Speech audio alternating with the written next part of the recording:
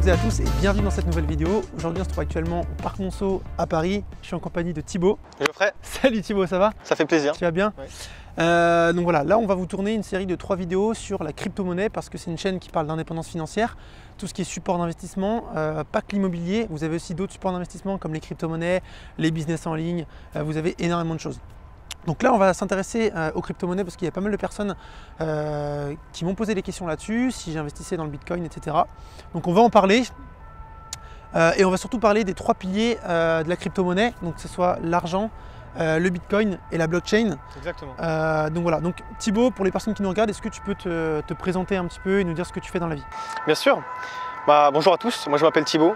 Je suis cofondateur du Cryptopolitain, donc c'est un média, un blog et une équipe de formateurs pour le domaine des crypto-monnaies. Donc c'est un domaine assez nouveau, avec très peu d'informations qualitatives et personne en France qui peut amener une information et une expertise intéressante pour le grand public. Donc nous, c'est notre rôle. On est dedans depuis 2-3 ans, ça dépend des membres de notre équipe. On est 5 et on est là pour vous donner le maximum d'opportunités et du contenu intéressant et qualitatif. C'est top.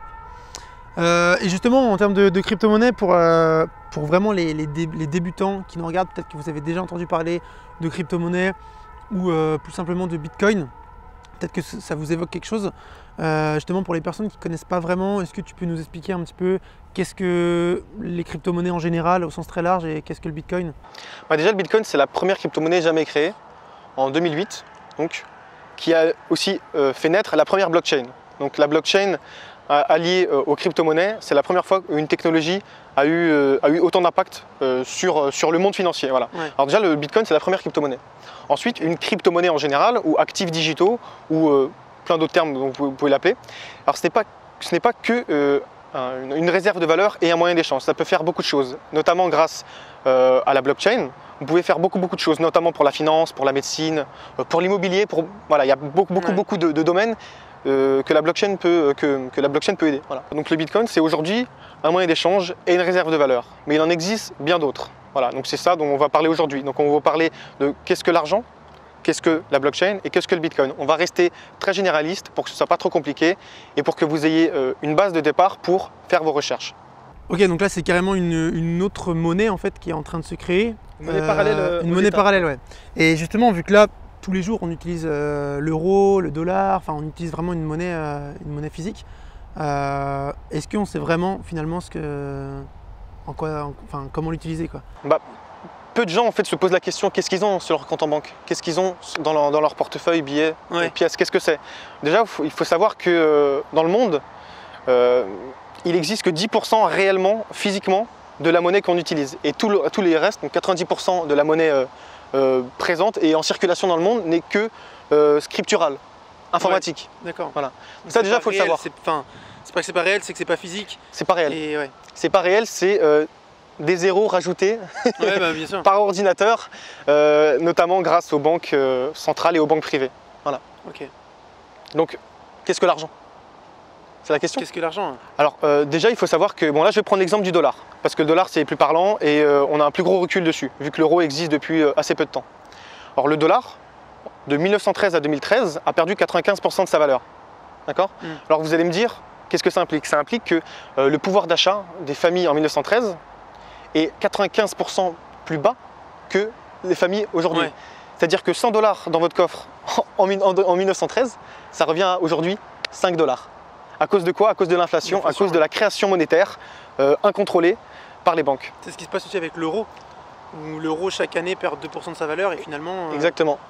Tu laisses ton argent sur un livret A, c'est la plus grosse quenelle qui existe. Exactement, oui. On est d'accord. Et c'est exactement l'expression qui confirme le plus la situation d'aujourd'hui. Parce que l'euro, on n'a pas assez de recul dessus. C'est-à-dire que ça fait 20 ans, c'est ça qu'on utilise l'euro? Quelque chose comme ça? 20 ans, 15 ans. 20 ans, ouais. Et 20 ans. sa valeur baisse. Et en Europe, on n'est pas aussi uniformisé qu'aux États-Unis. Ouais. Quand on voit que ce qu'a donné la valeur de dollar dans un pays uniformisé comme les États-Unis, qu'est-ce que va donner la valeur de l'euro dans 20, 30, 40, 50 ans? C'est ça la question qu'il faut se poser. Parce qu'aujourd'hui, les informations et la politique en général ne nous font pas poser de questions sur notre monnaie. Parce que si le peuple se pose une question sur qu'est-ce que notre monnaie, comment elle est fabriquée, Je me souviens d'une citation d'Henry Ford qui disait le jour où le peuple saura comment fonctionnent les banques, le lendemain ils seront dans la rue. Ouais. Tu vois. Ah mais oui, c'est tout un aspect qu'on ne connaît pas forcément et qui est bon d'étudier. C'est pour ça que tout ce qui est crypto-monnaie, donc c'est une monnaie parallèle qui finalement ne dépend pas du tout du système bancaire classique en fait. Exactement, elle ne dépend absolument pas ni des banques ni des gouvernements. C'est une monnaie qui fonctionne sur un réseau ouvert à tous et grâce à des puissances d'ordinateurs et à des participants au réseau qui entretiennent ce réseau, ce système. D'accord. Voilà. Donc c'est absolument pas contrôlé. Et c'est ça qui est intéressant, c'est que quand une monnaie est contrôlable par une entité, elle amène à des dérives en fait. Ouais. Et on se rend compte, par exemple, au Venezuela récemment, ils ont connu une inflation de plusieurs milliers de pourcents chaque semaine. Ouais, c'est-à-dire que $1 vénézuélien, une semaine après, vaut moins d'un dixième de centime. Et c'est un exemple que nous avons au Venezuela et qui est assez loin de nous. Et donc du coup, les Européens, les Occidentaux ne se posent pas la question. Sauf que, à ne pas se poser la question, vous mettez des œillères en fait.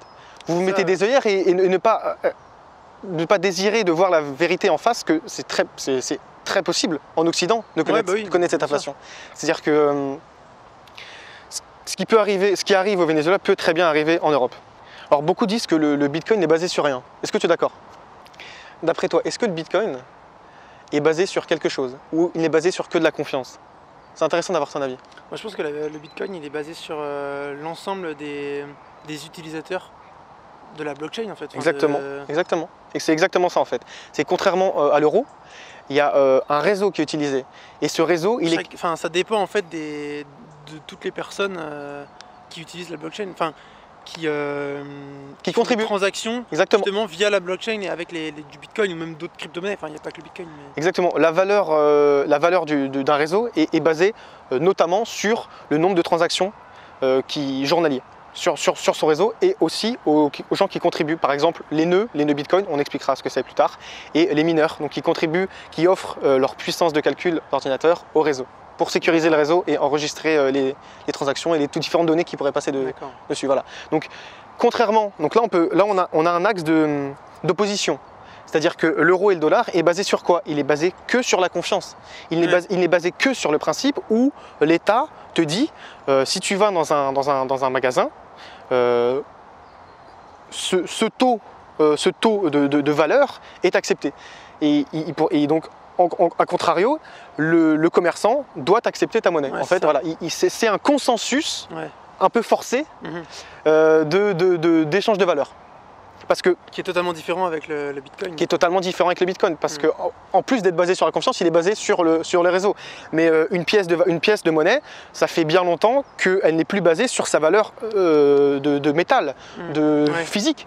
Avant, les louis d'or, ils étaient basés sur le taux de l'or. Il était basé sur du physique. Donc si vous possédez 100 louis d'or, vous possédez en grammes d'or. Aujourd'hui, ce n'est plus le cas. Aujourd'hui, c'est du métal. C'est du métal et le billet, c'est juste un billet avec bout de papier, quoi. Exactement, c'est un bout de papier spécialisé et approuvé par le gouvernement. Voilà. Donc aujourd'hui, on peut dire que si le Bitcoin est basé sur rien, l'euro non plus. Voilà. D'accord. Et justement, en termes de crypto-monnaie plus générale, donc on a le Bitcoin. Il y a aussi d'autres crypto-monnaies, même qui chaque jour, il y a des nouvelles crypto-monnaies qui voient le jour, qui sont créées. Alors là, je préférerais le terme d'actifs digitaux, même si ce n'est pas réellement des actifs parce qu'ils ne sont pas régulés, mais on va plus utiliser le terme crypto-actif plutôt que monnaie, parce que toutes les crypto-monnaies n'ont pas le but d'être un échange de valeur. Elles ont bien d'autres buts, donc participer à un projet, à un réseau. En fait, leur application est illimitée. En fait. Elle n'a de limite que l'imagination. C'est pas quelque chose qui a été créé uniquement pour faire un échange de valeurs. Après, c'est leur utilité qui change. Il y a des crypto-monnaies qui ont beaucoup moins d'utilité que d'autres, voire pour la plupart des crypto-monnaies, zéro. mais en tout cas, voilà, le champ d'action est énorme. Okay. Donc, si tu permets, je voudrais voir avec vous, qu'est-ce que vous pensez, vous pouvez dire en commentaire, qu'est-ce que vous pensez, quelle fonction a la monnaie? Qu'est-ce que l'euro, le dollar a comme but, a comme rôle dans nos économies, dans nos... Bah, le rôle principal, en fait, c'est comme tu dis, c'est un échange de valeur. C'est-à-dire que c'est ce qui va te permettre d'acquérir, d'échanger de la valeur avec d'autres personnes. Donc fonction principale, échange de valeur. On est d'accord? Moi, j'utilise pour investir dans l'IMO, mais on peut très bien aussi investir dans l'IMO. Non, mais ouais, justement, on fera une vidéo là-dessus avec le parallèle entre l'IMO et les crypto-monnaies. Mais voilà, c'est un échange de valeur en fait entre plusieurs personnes. La fonction première de l'euro, donc, c'est l'échange de valeur. Aujourd'hui, ça fonctionne plutôt bien, t'es d'accord? Oui, oui. Donc, depuis même des années, enfin pas que l'euro, mais ouais. Sauf qu'une monnaie n'a pas que cette fonction-là. Elle a d'autres fonctions. Notamment, la deuxième fonction, c'est la réserve de valeur. Donc après l'échange de valeur, vous avez la réserve de valeur. Et la réserve de valeur, c'est de vouloir avoir un pouvoir d'achat qui reste linéaire, qui reste stable. Et donc l'euro a cette fonction. Donc doit avoir cette fonction. C'est là où on rentre dans le vice, parce que à court terme, l'euro a cette fonction. Mais comme on l'a dit, une fluctuation d'1-2% par an, par rapport à d'autres monnaies et par rapport à nos économies, c'est quand même pas stable. Donc aujourd'hui, le pouvoir d'achat des Français diminue drastiquement depuis 10 ans. En fait. Et donc, ouais, on en revient toujours au même. Comme le recul, exactement, comme le recul n'est pas assez élevé pour nos générations et pour celles de nos parents, parce qu'ils sont passés du franc à l'euro, donc du coup ça a fait, en gros c'est, en gros ils ont pris une boîte, ils ont tout mélangé, ils disent bon bah vous voyez plus rien. Donc du coup ça a ralenti le choc en fait, le choc de nos populations, de nos peuples, pour remarquer que au final on n'a pas de réserve de valeur. Voilà, on n'a pas de réserve de valeur unique. Ça, c'est la deuxième fonction. Après, vous avez d'autres fonctions, notamment la sécurité. Donc, avoir des euros, c'est plutôt sécurisé. Vous les mettez dans un coffre sur votre banque, c'est plutôt sécurisé, voilà, sur le principe. Après, on sait que les banques elles-mêmes sont faillibles. Mais ça, c'est autre chose. L'euro doit être fongible. Fongible, c'est-à-dire, il peut être trocable ou échangeable, un euro contre un autre euro. D'accord ? Mais on remarque que ce n'est pas le cas. Parce que de l'argent sale, de l'argent fait dans le secteur illégal, donc la drogue, le blanchiment d'argent, un euro n'est pas échangeable, donc il n'est pas fongible. Ouais, bien sûr. Voilà. Donc il n'est pas échangeable contre un autre euro. D'accord. Une monnaie doit être divisible aussi. Divisible, c'est-à-dire que vous pouvez diviser un euro en centimes, donc ça c'est possible. Voilà. Et toutes ces fonctions que remplit l'euro, le Bitcoin les remplit d'autant plus. Oui, bah oui, et puis c'est totalement différent en fait, donc forcément c'est différent, mais c'est même amélioré en fait. Ouais, voilà, c'est ça. Ouais. Ça. Après, tout dépend de la confiance qu'on lui apporte et de la puissance du réseau. Tout ça, c'est évolutif. C'est-à-dire qu'aujourd'hui, le Bitcoin existe depuis 10 ans. Réellement, on observe un attrait depuis ces 2 dernières années au niveau de la puissance du réseau, notamment ces derniers temps, d'ailleurs, on pourra en parler. Mais voilà, donc le Bitcoin aujourd'hui augmente de plus en plus. Son réseau s'étend en fait. Et la confiance en l'euro, elle baisse. Ça, c'est un inversement des tendances, parce que je reprends souvent cet exemple, même si c'est critiquable, les Gilets jaunes et ce mouvement révolte, eux critiquent beaucoup. Ils critiquent beaucoup aussi le pouvoir d'achat qui a baissé. Mais en fait, il faut comprendre pourquoi le pouvoir d'achat baisse. C'est ça. C'est se poser la question. C'est pas juste les prix augmentent. C'est les prix augmentent parce que la création monétaire augmente. Ouais, bien sûr, et que donc un commerçant qui vend un briquet de euros, 3-4 ans après, son briquet ne vaudra plus que 1,50, donc il sera obligé d'augmenter ses prix. Bien sûr, c'est dû à l'inflation aussi. C'est exactement dû à l'inflation. Voilà. Pouvoir d'achat qui baisse, en fait, c'est si vous êtes allé en première S ou si vous avez fait une école de commerce, vous comprenez ça mieux que personne. Mais en tout cas, voilà, renseignez-vous sur les principes économiques de base et offre supérieure à la demande, demande inférieure à l'offre. Les prix augmentent, les prix baissent, c'est comme ça. Et une offre supérieure d'euros fait que les prix baissent. Le pouvoir d'achat baisse. Pardon. Ok, non, mais voilà. ok, bah en tout cas tout est clair, j'espère que pour vous ça a été... C'est le premier pilier, l'argent. Comprendre l'argent, c'est comprendre le Bitcoin. C'était clair aussi. Donc là du coup on a vu l'inflation de l'euro. C'était le problème principal de la monnaie comme réserve de valeur. Voilà. C'est pour ça que les crypto-monnaies ont été créées aussi pour... Alors c'est une coïncidence hasardeuse, on va dire. Ouais. Le Bitcoin n'a pas été créé directement envers la crise de 2008, mais ça a été créé juste après. D'accord. Voilà. Donc il n'y a rien qui prouve que ça a été créé pour lutter contre les banques, enfin contre la crise, mais en tout cas ça a été créé pour lutter contre les banques. L'avantage principal du Bitcoin, c'est que contrairement à l'euro, le Bitcoin est déflationniste. Alors, on ne connaît pas la déflation en Occident, du coup je vais devoir expliquer ce que c'est. La déflation, c'est une réduction de l'offre au fur et à mesure du temps. Donc en fait, dans la blockchain Bitcoin contient un algorithme qui un certain nombre de blocs, donc qui arrive généralement tous les 4 ans, pour donner un ordre d'idée. Son algorithme, on va dire, se complexifie et trouver du Bitcoin, le miner, ça devient plus compliqué tous les 4 ans. Ouais. Et en fait, ce qui fait qu'on n'arrivera jamais à miner le nombre de Bitcoin. Parce que la difficulté s'intensifie à chaque fois. À chaque fois qu'on trouve un certain nombre de Bitcoin, voilà, pour être plus facile à comprendre, à chaque fois qu'on trouve un certain nombre de Bitcoin, cet algorithme se complexifie. Donc en fait, l'offre diminuera avec le temps. D'accord. Et ça, c'est très intéressant parce que c'est un principe jamais utilisé jusqu'à présent. Et c'est ça qui fait que autant de gens ont confiance et de plus en plus de gens utilisent les bitcoins comme réserve de valeur parce que en plus que son prix augmente, sa déflation est présente. D'accord. Tu comprends? Et c'est ça qui fait son réel attrait, c'est sa déflation. Ce qui fait que sa monnaie devienne de plus en plus rare. Ouais, c'est l'effet de rareté, justement, Exactement. qui fait que forcément ça va prendre diminution de l'offre, diminution de l'offre avec une demande égale ou une demande supérieure, les prix augmentent. Donc ça c'est l'un des principes les plus intéressants. Voilà. Et l'avantage aussi du Bitcoin, c'est qu'on en parlera dans la prochaine vidéo blockchain, mais c'est que c'est un registre ouvert à tous et accessible à tous, ce qu'on appelle permissionless. Donc pas besoin de permission pour rentrer sur le réseau. Donc tu n'as pas besoin d'un acteur comme les banques qui vont te dire tu as le droit de faire des virements, tu as le droit de transférer de l'argent à qui, tu vois. Pour faire un virement, en fait, quand on fait un virement à quelqu'un, il y a une personne, en l'occurrence un ordinateur, qui raye tant d'euros sur ton compte en banque et qui va sur le compte en banque de l'autre et qui augmente du même nombre qu'il est rayé sur ton compte. Et justement, en termes, parce que là on parle un petit peu de l'aspect sécurité, que ça soit fait directement sans véritable... Sans tierce personne. Ouais, sans tierce personne. Est-ce que... rapidement, là, tu peux nous expliquer un petit peu au niveau de sécurité. Il y en a beaucoup qui se posent la question si, vu que c'est en ligne, etc., on ne sait pas vraiment comment c'est géré, etc., si vraiment il y a un danger ou si c'est vraiment très bien sécurisé. Alors, la blockchain Bitcoin est le réseau le plus sécurisé au monde. C'est-à-dire que ce serait bien plus rentable de hacker ou de trouver des failles dans les banques, dans les systèmes bancaires, que dans le système Bitcoin. Alors je me souviens plus combien ça vaut, mais il me semble qu'il faut dépenser quelque chose comme 16 millions par jour pour hacker le réseau Bitcoin. Et donc du coup, le coût de le hacker coûterait bien plus cher que de ce que vous allez y gagner. Donc en gros, c'est presque impossible. C'est possible, mais c'est totalement con en fait.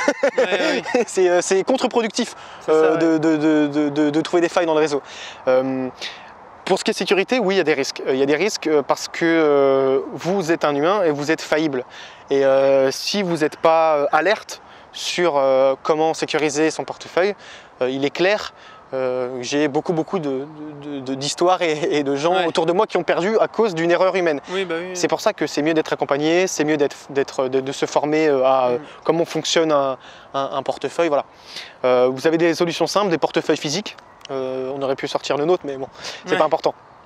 Voilà, donc vous avez des portefeuilles physiques comme Ledger Nano-S, qui est une entreprise française. Vous avez des portefeuilles... La clé Ledger, là. Exactement, la clé, c'est une clé physique qui vous permet d'avoir accès à vos bitcoins, en fait. C'est une clé privée. Ça permet de sécuriser vos bitcoins et, en fait, et de ne pas les laisser sur un portefeuille en ligne, entre guillemets, quoi. En fait, ça permet d'avoir accès à vos bitcoins, en fait. Tes bitcoins ne sont pas sur ta clé physiquement. Ils sont, avec cette clé, tu as une clé qui te sert à déverrouiller en gros la porte à tes bitcoins. D'accord, ok. Ouais, c'est parce que même si c'est... Parce que moi, c'est ce que je comprenais pas aussi, vu que j'ai acheté la clé, là, comme tu m'as dit. Je suis ces conseils, hein. Et c'est très bon conseil d'ailleurs. Parce que moi, c'est pareil, j'ai investi dans le bitcoin parce que je sais que voilà, on en a parlé. Moi, je sais que ça va prendre de la valeur, que ça va exploser, etc. Mais après, c'est vrai que je ne maîtrise pas tout là-dedans. Donc voilà, c'est vrai que tu m'as parlé de la clé Ledger là. Mais en gros, même si ça prend de la valeur ou que ça perd de la valeur, c'est fait en direct en fait sur la clé. Les cours, tu veux dire? Ouais. Je sais pas comment t'expliquer, je sais pas si tu vois ce que je veux dire. Oui, tu as une interface en fait pour accéder à ton portefeuille pour la clé Ledger. Tu as une interface et cette interface traduit le cours en temps réel. Mais en tout cas, tes bitcoins seront sécurisés si personne n'a accès à ta clé autre que toi. Voilà, voilà, c'est ça. Ouais. Ça c'est important à savoir. Il faut la cacher dans le jardin. En fait, faut cacher. En fait, ça dépend parce que quand tu mets en place un portefeuille, que ce soit un portefeuille physique ou un portefeuille virtuel, donc informatique. Ils vont te donner une série de phrases en fait qui est générée automatiquement. Ouais. Et cette série de phrases de 24 mots généralement permet de pouvoir récupérer ta clé privée. D'accord. Et cette phrase, cette passphrase, il faut bien la sécuriser. Donc si possible l'enterrer dans le jardin ou la mettre dans un coffre à la banque. Ouais. Mais en tout cas voilà, il faut bien la sécuriser. Ok. Et donc si vous voulez être sur le long terme, achetez du Bitcoin, mettez-la sur une clé Ledger et n'y touchez plus. Après, il y a beaucoup d'autres manières d'en profiter. En tout cas, c'est la manière la plus simple et la plus facile. Ouais, voilà. Ne pas y toucher. Tu mets régulièrement, tu achètes régulièrement du Bitcoin, tu investis régulièrement dans du Bitcoin comme si tu mettais de l'argent sur ton livret A et puis tu laisses tourner. Ça, c'est une sorte d'investissement passif. Ouais, voilà, c'est ça. Si vous n'avez pas le temps de faire autre chose, voilà. Si vous n'avez pas le temps de faire autre chose et que vous croyez au fait que votre monnaie va s'effondrer, parce que c'est un des principes fondamentaux. Oui. Après, vous pouvez ne pas y croire forcément, mais tout le monde en tout cas se pose des questions sur les banques. On ne peut pas dire personne ne sait comment fonctionnent les banques. Personne ne sait ça n'existe pas. Voilà. Ouais. Même avec les Lehman Brothers, tout ça. Exactement, bah oui. Il y a déjà eu des failles, bien sûr. Exactement, il y a eu des failles et ça arrive récemment. Ok. Bon bah, je pense que ça va être tout pour cette vidéo. Ouais. De toute façon, il y aura d'autres vidéos qui vont arriver sur les cryptos. J'espère que vous avez appris des choses, maintenant vous avez un petit peu les bases pour ce qui est de la crypto-monnaie, que vous comprenez un petit peu comment ça fonctionne avec la blockchain, etc. Ça reste très complexe hein, quand même. Même moi, je suis très calé en immobilier, mais c'est vrai que les crypto-monnaies, en fait, tu n'as pas besoin de comprendre la complexité de la technologie pour comprendre à quel point ça peut être son pouvoir disruptif en fait. Le pouvoir disruptif du Bitcoin est compréhensible avec cette vidéo par exemple. Et après en faisant des recherches par vous-même, renseignez-vous sur la crise de 2008, comment fonctionnent les banques, comment fonctionne l'inflation. Et comment fonctionne le réseau Bitcoin. En majeure partie, vous n'avez pas besoin d'être un expert en développement informatique ou en blockchain pour comprendre et investir en fait. Bien sûr. Donc en tout cas, j'espère que ça vous a plu. N'hésitez pas à mettre un petit pouce bleu ou à laisser un commentaire si vous avez des questions, même par rapport à Thibaut. Je vous mettrai le lien, son lien Instagram dans la description. On a écrit un e-book de 60 pages pour ceux que ça tente. On mettra le lien en description de la vidéo. Que du contenu qualitatif, on ne met pas de marketing, de bullshit, de liens d'affiliation et tout. C'est vraiment que du contenu, du pur contenu, voilà, du concret, pour vous aider à comprendre en général le marché, la technologie, le pouvoir du Bitcoin et des autres crypto-monnaies. Voilà. Donc si ça vous intéresse, allez télécharger et on fera un plaisir de répondre à vos questions. On mettra ça dans la bio. Donc voilà. Désolé pour le petit cut là, on a eu un problème de caméra, ça s'est coupé. Donc on ne sait plus trop où est-ce qu'on était, mais on était à la fin. Voilà. Donc en tout cas... Toujours est-il qu'il faut investir dans le Bitcoin. Je dis pas ça, on va avoir des problèmes. En tout cas, si ça vous intéresse, vous pouvez télécharger notre e-book de 60 pages qui sera dans la description. Ouais, je mettrai un lien dans la description et donc e-book. Que du contenu, pas de bullshit marketing. Ouais. Que du généraliste et pour tout comprendre en fait, la technologie, son pouvoir disruptif et comment fonctionne le marché. Parfait. Voilà, donc, allez le télécharger et posez-nous toutes les questions que vous voulez. On fera d'autres vidéos là dans la série de vidéos sur les crypto-monnaies. En tout cas, merci à vous d'avoir suivi la vidéo et puis n'hésitez pas à mettre un pouce bleu, laisser un commentaire si vous avez des questions, même par rapport à Thibaut. J'y répondrai. On mettra le lien. Donc voilà, je vous souhaite une bonne journée. Ciao. Au revoir.